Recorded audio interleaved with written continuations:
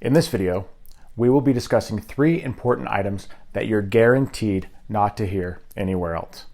First off, about a financial institution that actually issued $22 quadrillion in debt. This company is one of Wall Street's largest firms, and yes, I will give you the name and walk you through how you can discover this type of information for yourself.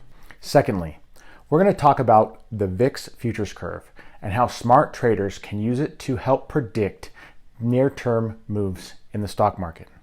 And lastly, we're going to get an update on one of my previous videos, Wall Street's Perfect Trade. We're going to see how it's doing by buying Bitcoin and shorting the ETF BITO. Hint, Wall Street is crushing it, and you could have too. Now let's get started by diving right into the $22 quadrillion question. I'm going to turn it over to Computer Rob. Computer Rob is not as charming as I am, but he's twice as handsome. Take it, Computer Rob.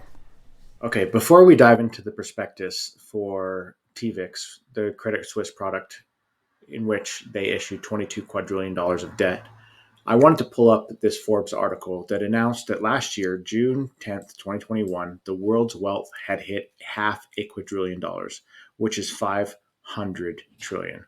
Okay, so with that in mind, I'm now going to show you here the prospectus. So this is a prospectus for a few different exchange-traded notes that were issued by Credit Suisse for a period of years. They were all linked to the VIX index. And one of those products, TVIX, which I will show you, is they issue $22 quadrillion of face value of this product. So for those of you that don't know what a prospectus is essentially an offering document. It's required by the SEC and other regulators to be provided to every potential and any changes to current investors in a product. This is where the devils are in the detail. We've all heard that phrase before. So this is where the devil is hidden, is in these documents. And if you think for a moment, if you think about some of the really fantastic traders or asset managers that have been around for a long time that have a high success rate, what do? Warren Buffett, Michael Burry. They look at documents, they read them, and they understand them. It's how Warren Buffett decides on companies and their management teams and he reads a lot of offering documents. He also reads the documents, the quarterly and yearly documents are required by the SEC to be submitted on a quarterly and annual basis by corporations. And Michael Burry read through MBS documents and offering documents for the subprime mortgage market. And we know how that story turned out. So I'm going to skip here to page 5.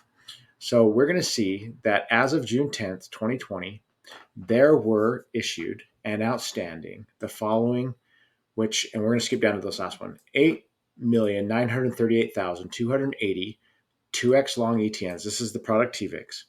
Now, if we look at this total, we need to count some zeros here. So here are the hundreds, here are the thousands, here are the millions, here are the billions, here are the trillions, and here are the quadrillions. So we see 22 quadrillion, 347 trillion, 700 billion in stated principal amount was issued. So if you want to know what principal amount is, it's also called face value. This is the amount that is owed at maturity most of the time, nearly all of the time, when a company issues debt. You have to pay back your principal, you pay the investors back their money, and then you pay them interest rate. We won't go into this too deeply, but this prospectus also states that these products, which are issued as debt, so they don't own anything underlying. It's literally a piece of paper saying, Credit Suisse says, we're going to sell you this piece of paper for X number of dollars, and we'll pay it back according to the terms that are in this document here, which is 197 pages long, under those terms. Well, this prospectus also states that they're not required to pay interest on the money that they issue the debt on, and they're not obligated to pay the maturity amount, which is this 22 quadrillion. However, under certain circumstances, they would have to pay back this 22 quadrillion. Now, think for a moment. If all global wealth is $500 trillion and there is 22 quadrillion of this outstanding, long before we even come to that number, right? Many fractions of that. If certain circumstances happened, this product would be the downfall because it's a legal contract. It could bankrupt Credit Suisse. It could then bankrupt any counterparties that are tied to these products with Credit Suisse.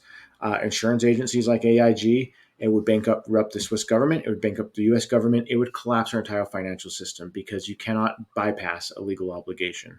This is exactly how the subprime mortgage crisis collapsed the global economy 12 years ago. More than that, 14 years ago, 15 years ago now. This can happen again. This was part of my original SEC whistleblower complaint. I'm giving you guys a little bit of a deeper dive. I hope you've enjoyed it. I'll go over prospectuses and more on these products later, but I just wanted to give you this little bit of a tidbit now. Thank you. Now let's talk about the VIX futures curve. Before we start, I will go over some terminology. What are futures?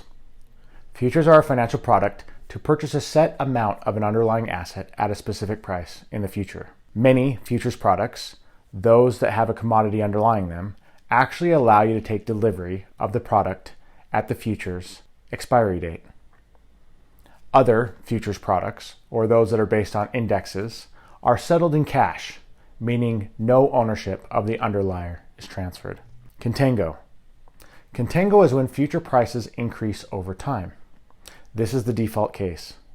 Society assumes, and traders, that products will cost more in the future. Occasionally, markets go into what is called backwardation.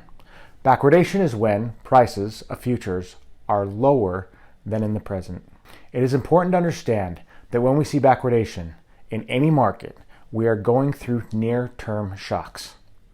As an example, oil and natural gas have been in backwardation for many months, and prices have increased substantially. There's a reason for this. And if you'd like me to create another video diving deeper and explaining, I would be happy to. Let me know in the comments. Recently, the VIX future curve has been in backwardation and we've seen a steep decline in the market.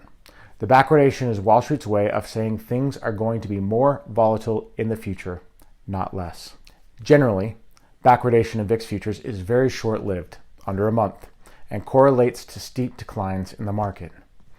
As of today, even with the market having an amazing day, the futures curve is still telling us to be cautious, as it is still in backwardation.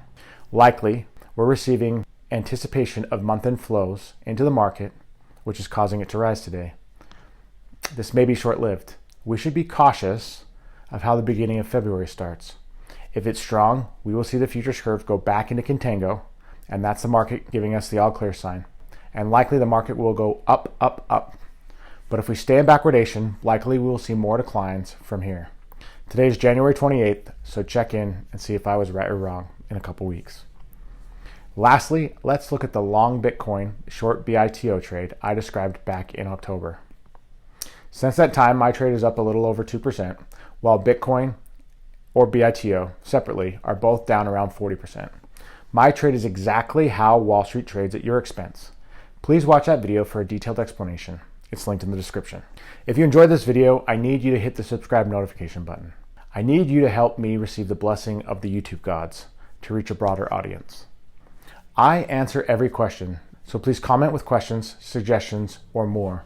Until next time, Rob Bezdjian,